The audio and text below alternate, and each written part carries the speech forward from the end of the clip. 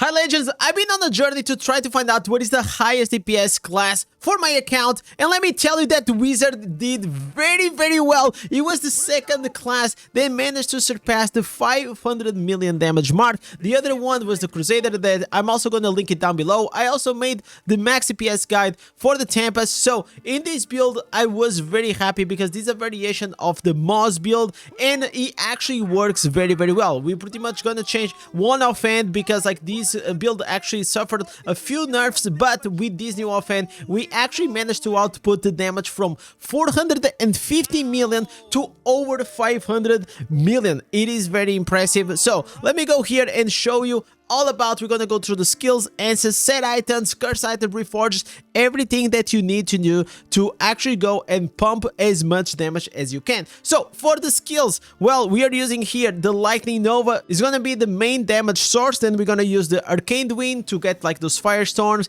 then also Disintegrate, and also here the slow time. The slow time is gonna be one of the key components in this build because we are gonna use one answers that it actually enables for these very spammy builds. This is not a build that is actually very friendly when it comes to the mobile, and even for the PC you actually need to spam a lot, but it is still kind of fun to actually try and push as much DPS as you can with it. So we are using here the Terminus Facade. If you don't know what it does, the slow time now is gonna cause you to go into this Temporal Flux that whenever you're gonna use these skills, pretty much gonna reduce the cooldown of the other skills, and that's why whenever you activate these, if you look here at my skills, you're gonna realize that you're gonna see all these skills pretty much just like resetting each other's, and this is where like the piano build starts getting into action. Then we're gonna have here the Isolated Storm. This is the answer. It's gonna make that your Lightning Nova is gonna start creating a ball that's gonna orbit around you. The War Mage Mantle, the Disintegrate now is gonna launch like a missile. Is gonna bounce between you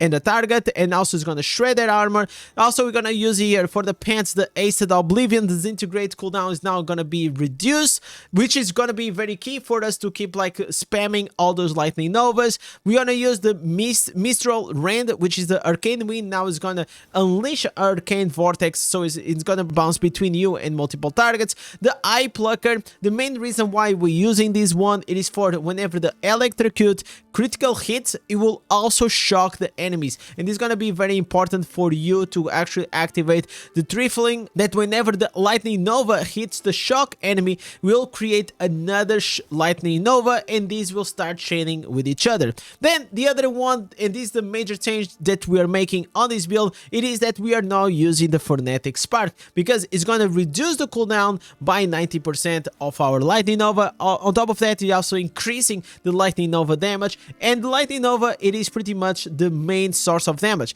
Mo had a different variation on this build where you were using the Blood of the Wind, but unfortunately this is actually giving me like less 70 million DPS, so try to see which one works for you. For me, this one works so much better, but regardless, do your own testing at your own sake because maybe you're gonna have different results. Now let's go here into the set items. This here is very interesting because this will change accordingly to where you are at the game. For me, the one that outperformed everything else was the 4 pieces Vitus and the 4 pieces Barons. So the Grace, every time that you're gonna hit the target, is gonna create this extra damage that every time you hit the target 5 times, this is gonna be an insane amount of damage increase.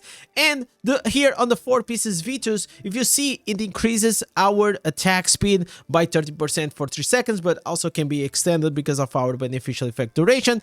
But if you have 4 Lightning Nova's affixes, you pretty much can actually ditch out the 4 pieces Vitus and slot in 2 pieces Banquets. Unfortunately, I only have 1 out of 4. I got very unlucky, but if you have 4 out of 4, most likely you ditch the 4 pieces Vitus and you put 2 pieces Banquets, and with these you're gonna have an increment of 15% more damage on the build, and also still keep with your attack speed, which is gonna be very powerful. Now let's let's go here into the legendary gems. Well, when it comes to the legendary gems, mainly I'm using a build that it is mainly just focused on the maximum damage that I can get in over 1 minute. So as you guys can see here, we are using the Mother's Lament that is going to increase our critical hit chance. We are using the Pain class. Every time that you have a damage over time on the target, you're going to increase your damage. We are also using the rank 10 Berserker Eye. It's going to increase all your damage, and on top of that, it's going to give us 2 more critical hit chance. Still very, very solid.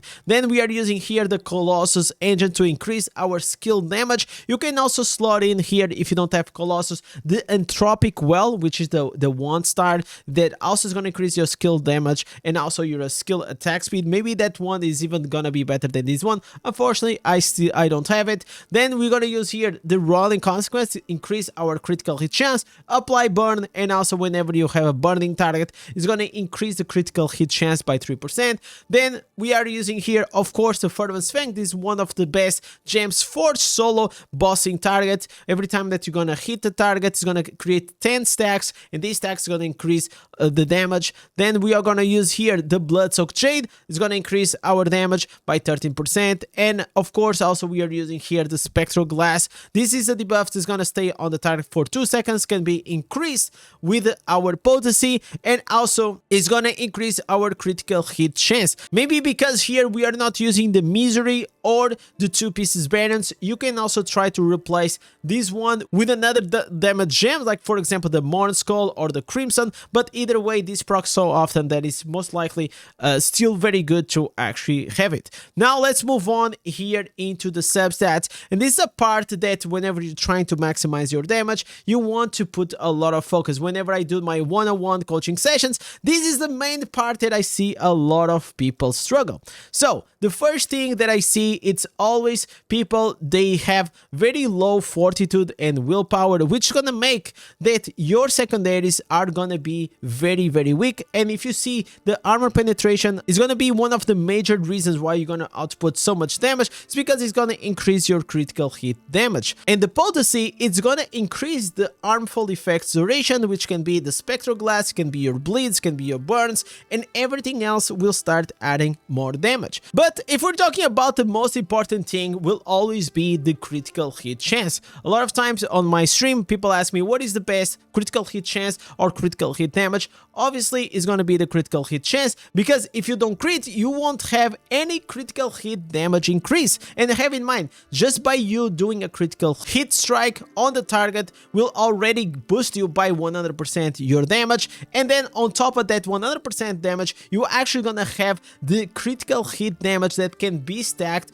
up to 200%. So critical hit damage, it is 100% a cap, so I got 49.5 together here with my armor penetration 53%. I'm actually even over the cap by 2%. So it means that maybe I can actually lower a bit my critical hit damage and try to go and search out for other sources of damage, like for example, like damage to enemies suffering loss of control. So have in mind that depending on where you are in the game, you may be starting to do these like math gymnastics, so you can actually start outputting as much damage, because going over the cap on certain substats will not increase your damage. The other thing is going to be the attack speed. One of the primary things here is like a lot of people think that this attack speed, it is mainly for your primary attacks, but no, if you read, or every time you have a doubt in this game, you can actually tap on top of the skill and just read the description. Increases also the attack speed of your skills. So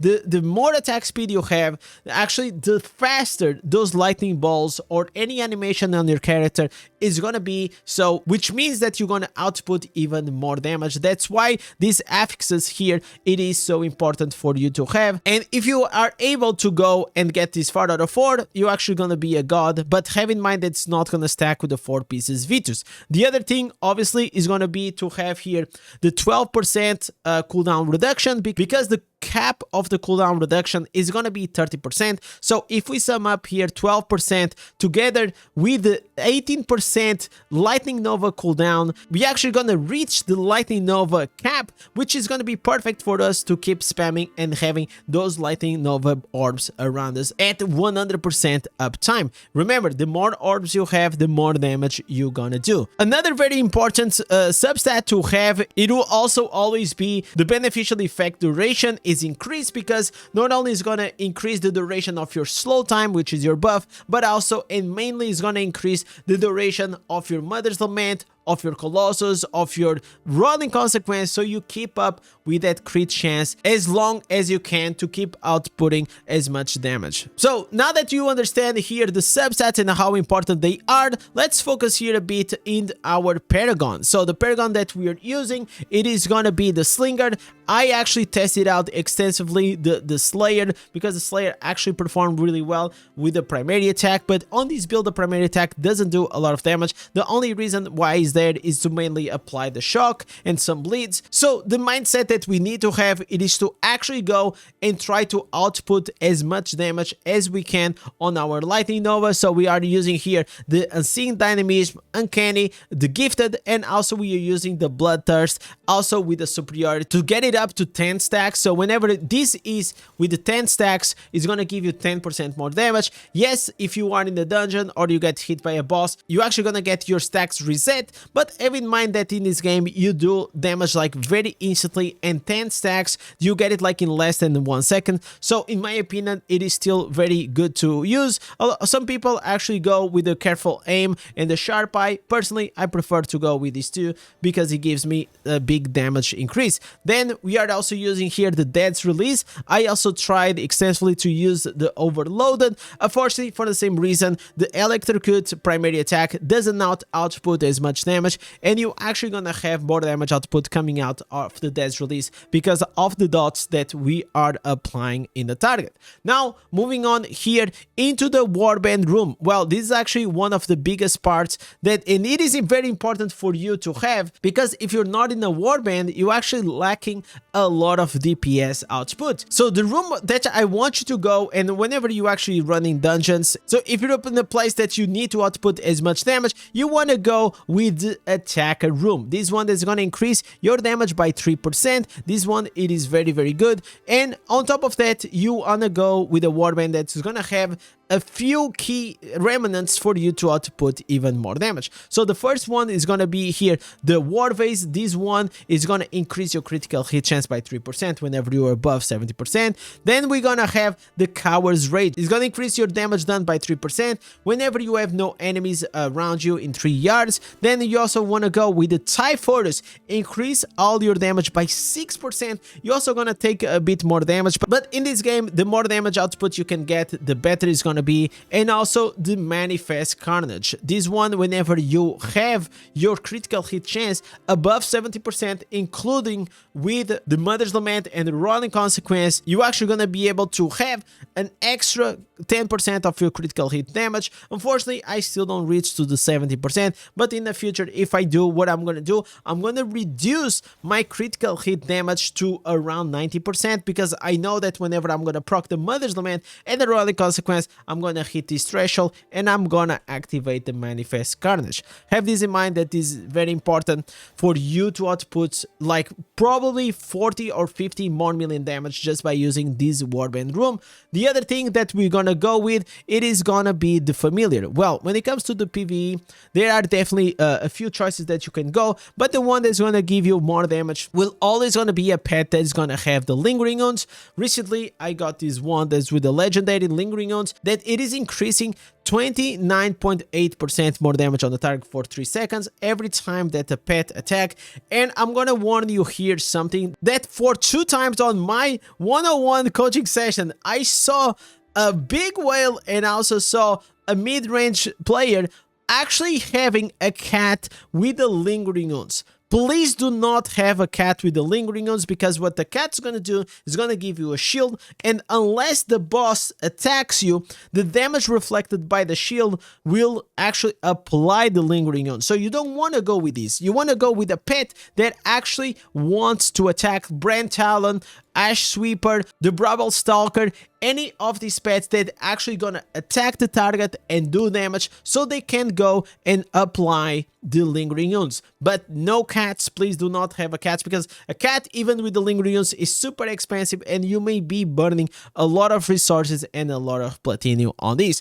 Now let's go here into the runes. Well, this is also an important part here, because whenever we are talking about single target or even AoE damage, or whenever you're doing and using these in the dungeons, there is something that you want to be able to apply still the loss of control, because even though it's not going to be applied on the bosses, it is applied in any elite mobs or the pack. So your primary attacks have a chance to apply reduce to enemy attack and movement speed. This is a shield. Okay, so whenever you're gonna do the primary attacks, if you have the Lev or if you have the Fa on your main hand, which is the gold or legendary one, you're going to be able to apply this shield. And whenever you apply the shield, you're actually going to activate your damage to loss of control. And you're going to see that I'm also using on my Reforge Sets to output even more damage. The other one is going to be the Seer. This is a very, very good rune, because whenever you kill a monster, you're actually going to have 9% of chance of the monster exploding, pretty much going to do a AoE big damage on the pack, and most of the times explode the pack. And obviously you cannot go wrong here with the tier. The tier is going to increase your attack speed and also is going to increase your beneficial effect duration. Very, very solid in my opinion. This is like one of the best in slots in the game. But another alternative can be to use the Oath, which is going to increase your attack speed and skill cooldown reduction. In my case, I already have the skill cooldown reduction that I need, so I'm outputting here more damage with the beneficial effect duration.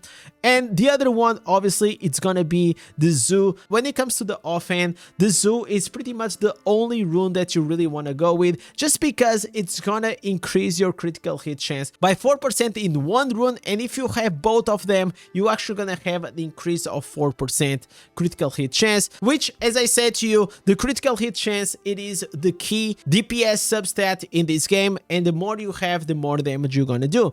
Now let's talk about the curse set items, because this was something that I actually tested like quite intensively, and I found out that I was trying to use the 6-piece slash that I actually saw on the Moz video, that he said if you use the 6-piece slash, maybe it's gonna be good. So I tried that. Well, it works and it does damage, but I found out that the 6 pieces that tested together with the 2-piece slash, the damage output for me was more 20 million. And I believe that the reason is because whenever you apply the 6 pieces that test the Dark Void, you're actually gonna have an initial damage increase of 12% whenever the boss, or in this case the dummy, is gonna be seated on. And because also it activates every 30 seconds, you are able to use these in 1 minute twice, which 12% whenever you have all these multipliers, it is a lot of damage. And of course, we also have here the lash that's gonna proc and give some extra damage. Also 2 pieces of trophy. I tried, it was not good because it's like 90 seconds cooldown. It's just gonna use once. I feel like the lash will actually add a bit more damage, but in any case, the biggest damage output was from the detested 6 pieces, and this is what I would recommend to use. Now, the other thing, it is gonna be the charm. As you guys gonna see here, well, I have a very good charm, as you guys can see. Well, obviously not, because unfortunately, for free-to-play players, is actually a bit hard, and also because I keep jumping between classes, I don't tend to focus in one single class. But if you are the main wizard and you want to try these builds, you actually want to go with whatever is the skills that you are using the most. So I will say that, for example, using the Lightning Nova, since it is your main source of damage, if you have a charm that has 2, 4, 6, 8 or even 10% more damage, you can see how these things gonna scale up. So if you slot in any of these 4 skills on your charm, you're gonna see some damage output. Charm, unfortunately, I hope that in the future they're gonna rework this, because it's a very outdated and also is very expensive to actually go, and is very unviable for the free-to-play player to spend and output so many resources, because maybe today these are the skills that you're gonna be using on your wizard, and maybe like next difficulty you're gonna change the meta and we're gonna start using the frost field, the ice block, the ice armor, and the ice crystal. I don't know, and with this is gonna make my charm irrelevant. So it feels like it is not a good way or optimal way for me as a free-to-play to spend my plat, just because it is so inconsistent. resistance. Then the other thing, it is gonna be the Reforge Sets. As I'm gonna show you, I use these set items pretty much for almost everything in my slots. So we are going here with the damage to enemies suffering loss of control. I use these in any class and in any PvE mode. Yes, damage to loss of controls are not gonna apply on the boss, but what is gonna apply on the boss, it is gonna be the damage to demons, but damage to demons do not apply on this dummy, so it kind of evens out for me to have a more realistic sense of like the damage that I can output. Then we are using also here the attack speed that is gonna increase our attack speed, our animations, primary attack, duration to beneficial effect duration. This is like actually the MVP one. If you just need one to have here on your Reforge set, will be the duration to beneficial effects, and we're finishing up with the critical hit damage. And obviously, since we are using the damage loss of control, damage to demons, and attack speed, we are also activating the Vengeance family, which whenever you attack with your primary attacks, you have a 2% chance of increasing all your damage by 100% for 1 second. And since I'm using this in all of these 8 slots, we are actually having a 9 seconds cooldown. So that's why whenever you are attacking with your primary attack while applying your skills, it is important to activate the Vengeance and do more damage. So have this in mind, that is also a key component to actually output even more damage on the dummy. Now let's talk about here the normal gems. So when it comes to the normal gems in PvE, you always want to try to go with something like this. If it is a red slot, put it Tourmaline to increase your damage. If it is the yellow one, put the Satrine to increase your potency. And if it is the blue, you want to try to go with the Sapphire to increase your armor pen. I am running these in all these slots, Satrines in all of them. I'm also using here, when it comes to the rings, I am using also the yellow slots because I'm trying to bump my potency since I'm already capped when it comes here to the armor penetration. So having the yellow rings is actually much better for me. But if you're new to the game and you don't have as much armor pen as I do, you can actually put some blue socket rings and then you slot in more sapphires to bump your armor penetration. The same goes for your Helliquary and also the Legacy or Horadrim. I'm going to show you here what I did is because, well, a lot of people also here, usually they just slot whatever is the highest combat rating, and maybe like that's not the best way to actually optimize your damage. So in general, you actually want to go with the fortitude and willpower only, because even though these substats here are not translated to the rest of the game, the main stats they actually are. So if you are applying here fortitude and willpower, this alone here is giving me 108 more armor and armor pen and 108 more potency and resistance just because of this. But have in mind that what I do, I have a mid-max set and I have also here the high combat rating demonic remain, because in case I want to push for the challenge reefs, or I want to do gauntlet, or I want to do like a very high-end raids, I still have these to slot it in so I can bump a bit more my combat rating. But overall, once I don't need the combat rating, I immediately exchange to the mid-max set, which is with the fortitude and willpower. And so now let's talk here about one last detail, which is gonna be your Legacy of Horadrim. So if we go here, you're gonna see that I am focusing with the 31 points on the potency, and then I'm gonna go with the potency and resistance. And to finalize, I'm actually using here the armor. And I could push this further to maybe like 32, maybe 33 even. But the reality is like after 30 it starts getting very, very expensive. And instead of like pushing the potency even higher, I actually use those same resources to get a bit more armor penetration to level 15, and then also armor penetration and armor here, and of course some resistance. So the same logic that we're applying here on the rings, we also applying here on the Legacy of Horadrim. If I didn't have my armor penetration capped, I will go with the yellow, red and purple first, so I could have a higher armor penetration. But since it's already capped, I actually go with the black, blue and yellow. So have that in mind, because this is actually important for you to try to squeeze as much damage out of your character. And with this, now we're gonna finalize by showing you a final 1 minute dummy test that I did. have in mind that because of the vengeance and a lot of procs, you actually can have good RNG or bad RNG, so it will have a fluctuating of so the damage can actually fluctuate around like 30 million. But I want to show you and tell you the rotation that we are going with. First of all, you want to go with your defensive stance first, because whenever you're gonna activate your focus stance, you're actually gonna get more 20% critical hit chance for your skills, and this is going to be very important for your Lightning Nova. And then it switches out to the passive 10% more critical hit chance. This is going to be very good because it's going to stack on top of the critical hit chance that we already have. Then for the rotation, you always want to start first with a slow time, and then you're going to go crazy into the spammy. So you're going to do slow time, change the stance, and then start spamming like crazy. Another important thing is that I found out whenever I was doing this test is that the position of your mouse can actually dictate wherever you actually gonna throw your Arcane Wind and Disintegrate. So I was having some problems because a lot of times I was doing damage, and afterwards whenever I was gonna start pausing here, since I was in this position, I was starting to actually use the Disintegrate to the left and not to the target, and I was having like this damage drop just because my mouse was throwing here and I wanted to stop the counter. So what I did, well, now the perfect position for me, it is around here because I can put the mouse here where it's gonna be the pause button, and like this I make sure that my Disintegrate and Arcane Wind are always hitting the dummy, because I was not really understanding why I was having like 5 million damage and other times I was having 10 million damage. So slow time, then we're gonna use the passive stance, and then we're gonna pretty much like spam everything like a maniac. So 3, 2, 1, so let's go.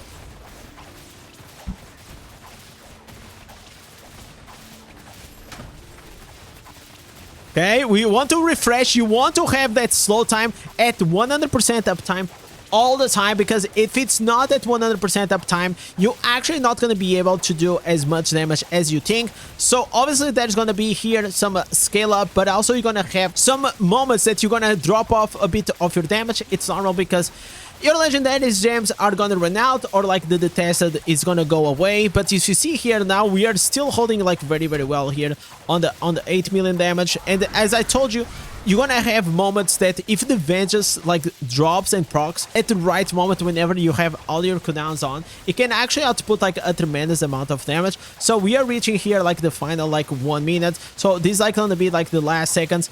And with this, can we actually reach to the 500?